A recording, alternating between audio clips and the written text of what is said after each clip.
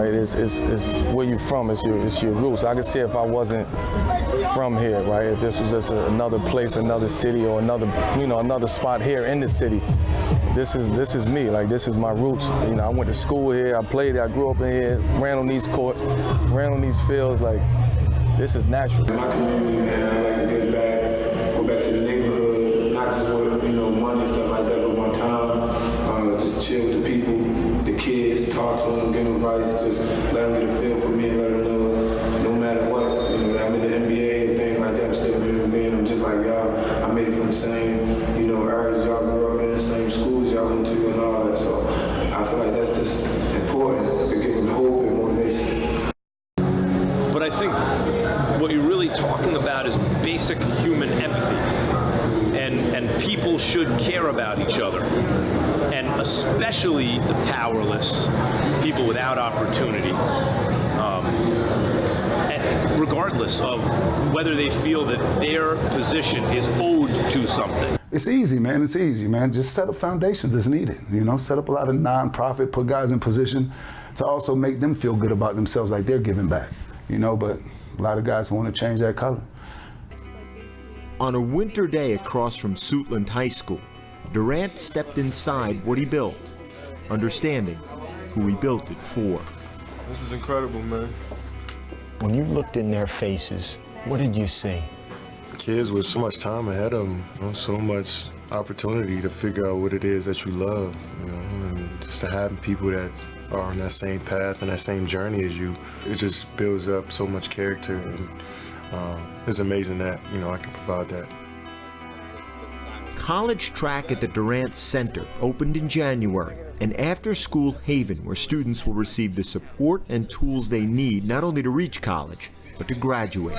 That's why I started the foundation I started. I'm a big community. I'm heavy, 10 toes down, doing a lot. It's a lot that people know that I'm doing. There's a lot of people don't know that I'm doing. But it definitely, there's a part, there's a part of my life where I started feeling empty and feeling like, what? I shouldn't have to, I want to be one of those guys that comes to Philly multiple times but ain't never did no work out here. Like, I've done work out here extensively, to fight domestic violence, to feed the homeless, a number of different things, you know what I mean? And I continue to do that, and I think that, and I say it time and time again, that you don't have to be Raheem Devon or whomever, a public figure, to care about people. You know what I mean? And that's kind of like the premise of my foundation, the Love Life Foundation. We definitely, whether we want the responsibility or not, once you become a public figure, the world is your stage. It's all eyes on you. Like, you're going to be held accountable. So you got to hold yourself. You might as well hold yourself accountable. I know the trials and tribulations that they go through because I've been there. Which is why NBA superstar LeBron James and his foundation are opening this school in Akron for at-risk 3rd and 4th graders who struggle both in school and at home. Because I'm a role model, that's been in the position I am, it's something like a hood hero, so it's good to give back, it's good to, touch these kids personally, and not from afar. So I feel like it means a lot. You need to do this. I think every person that has spotlight on them need to do it.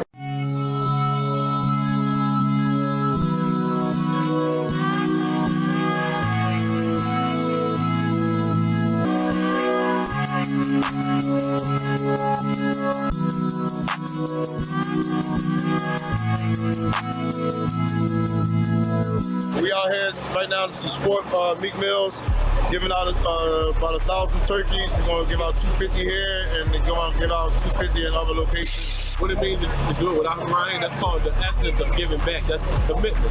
He made a commitment to do this. Even though he's incarcerated, he's still giving out to the community and giving back to the community. And that's what it's all about, the spirit of giving. If you look and see all the people that's out here, you know what I mean? It's the need for this. With Philadelphia being a high poverty rate, Meek is invested in this, and that's why we teamed up. We passing out some turkeys for the community, you know what I'm saying? 69 students from nearby Suitland High School were selected for the center's inaugural class, funded by a 10-year, $10 million donation from Durant. A commitment and an investment in them, from him, someone who changed the course of his family. As parents and as athletes and as with people with this platform, I think we can do more for our community in that regard, which, you know, comes with identity. If we have more of identity, who we are, prime example, I tell guys all the time, our situation today isn't as bad as the slavery days. It can't be. It was illegal to become educated. One of the most intelligent black men ever, Frederick Douglass, taught himself how to read. One of the biggest orators ever, right? Like, he taught himself. So if he's able to uplift himself from that environment, you should be able to uplift yourself from this environment. Free education, public libraries, and we need to be more involved. So, I mean, you know, but there's still hundreds and hundreds of years, stuff that's been on our heads, that's been transferred through generation. We got to break that shit, you know? And we got these athletes with the platform that can help do it. And I just think more athletes need to get more involved in situations like that. Service, you know what I'm saying? We're packaging up 5,000 bags of food to give away. So we have fruit and vegetables, and we just getting the teamwork going. What station am I? Where do you guys want to put me at? What duty? Right here? Got some good helping hands here to help me. Got some great kids, a few legends. Give it to me. Give it to me. I was here before, man. You know what I'm saying? So it's just an honor and a relief to just do this. It's coming from here, though. It's about inspiring the next generation of basketball players. To not just be great basketball players and learn how to play the game, but to be, you know, better people. We got to unveil the new renovated locker rooms, both teams, the basketball girls team and the basketball boys team. You see that expression on their face, the guys were in there screaming, taking out the shoe boxes, just throwing them all over the place. It was pretty cool to see. We got the opportunity to hear a few voices. We got some kids of the youth, you know, just giving them a platform to express real things that's going on in today's society. I think that's the first step in a positive direction, just having that platform and guys and people in situations from all over the world to express their opinions on it. Getting buckets, money. People pay their hard-earned money to come watch us play, so the least we can do is come out here and pack lunch, spend time with kids, and just get involved because we want to lead a great example for the next generation. It's good. We got to come back and give back to these streets. Like, we got to give back to our city. We got to take our city back, man. Now on to a local rapper whose music is synonymous with the basketball culture. I mean, you can't even go to a Lakers game without hearing a track from Nipsey Hussle. Now Nipsey is giving back to his South LA community by renovating those same dilapidated basketball courts he grew up playing on. Rapper Nipsey Hussle goes back to where it all started. Right now we on 59th and 3rd Ave. I grew up a couple blocks from here.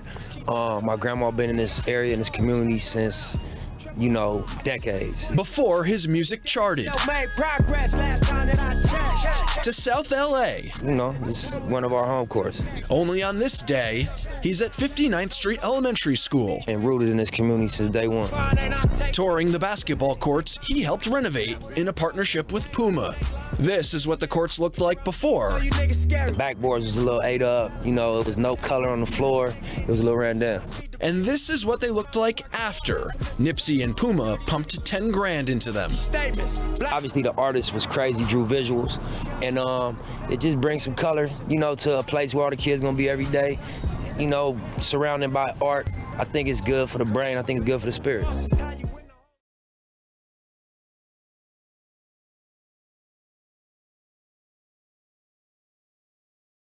When Nipsey died, it was crazy to hear the news. I remember we was in the locker room about to play a game, and I was at time my teammate, he's real cool with Nip, and he was the one who told us right before the game. It was just shocking, like, out of nowhere, somebody like that, you know, real good at rapping, but was real active in his community, in his neighborhood. To kill somebody like that, it just made you think about your life. You don't think about it, you do you. I don't think about that at all, and I don't think anybody else should be thinking about the negative side of what you're trying to do something positive for the community or whatever. Nipsey was a great role model out there in California for his folks all around the world. He spoke positive. He had a very high IQ. You could tell he was a very intelligent person. You know, he was trying to make a difference for us in the community. And when the guy's trying to do something like that, then something tragic happen like that, when somebody takes his life, it's questionable. You question that and understand what's really going on in this world and how things really are working out here in this world. So, I mean, like, if you're doing stuff like that and you know you're giving back to the community, just be positive. You can't really worry about people, what they say, and the negative and stuff like that. And, obviously, if they're talking negative, you're doing something right. Nipsey Hussle, a Grammy-nominated rapper, was shot to death over the weekend in Los Angeles. His death is being mourned not just because of the loss of a promising talent. It was also a blow to the African-American community in South LA, where he had turned his life around dramatically and was working to improve opportunity for others. He's the focus of our arts and culture segment tonight, Canvas. B12, double check the details. Nipsey Hussle was riding a career high.